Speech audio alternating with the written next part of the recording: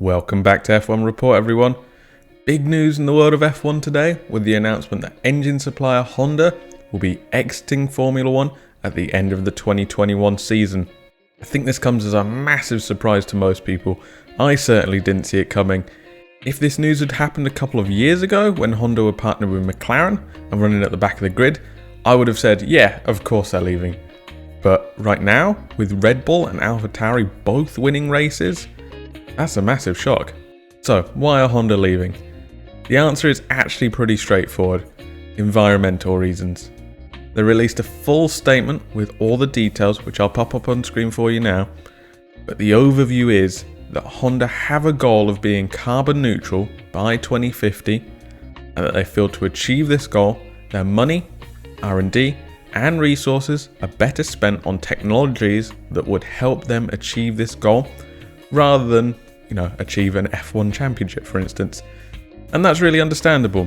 As we all know, F1 costs so much money and so much time. So it is understandable, but it's still a real shame to see them go. After all they've done, after all they've gone through. In the meantime, they've committed to helping Red Bull and AlphaTauri achieve the maximum possible over the course of the season and next. But where does this news leave those two teams? They're both committed to the sport long term, having just signed the new Concord agreement. So they need a new engine supplier. And right now we're down to 3 on the grid. Unless somebody wants to step into the sport, of course. And those suppliers are Mercedes, Ferrari and Renault. As of next season, Mercedes will supply engines for themselves, McLaren, Aston Martin and Williams. Ferrari will also supply themselves, Haas and Alfa Romeo. Renault will be supplying Alpine, and Alpine only at this point. It's important to note here that if an engine supplier wants to supply more than 3 teams, plus themselves of course, they need special permission to do so.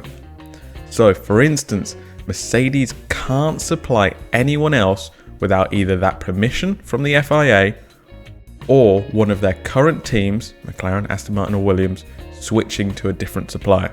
So the main thing you may notice about that lineup is Renault seem like the obvious choice, right? Ferrari engines are currently the slowest on the grid, plus they only have 1 slot available without needing the FIA to step in.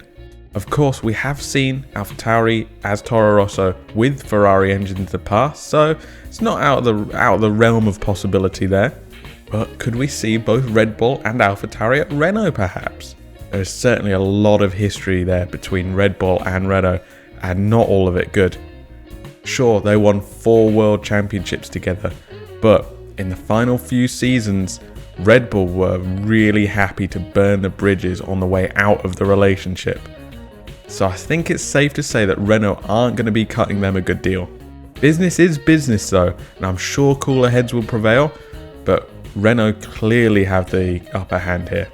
Of course, that's all speculation at this point, and we're still a year and a half before a changeover, so plenty of time for some other movements to take place. Could we see a current Mercedes or Ferrari partner switch over to Renault power, creating a space? Could we see a new engine supplier come into the sport, such as BMW? We'll have to wait and see. What did you guys think of the news? Who do you want to partner Red Bull and AlphaTauri? Let me know in the comments, and I'll catch you in the next one.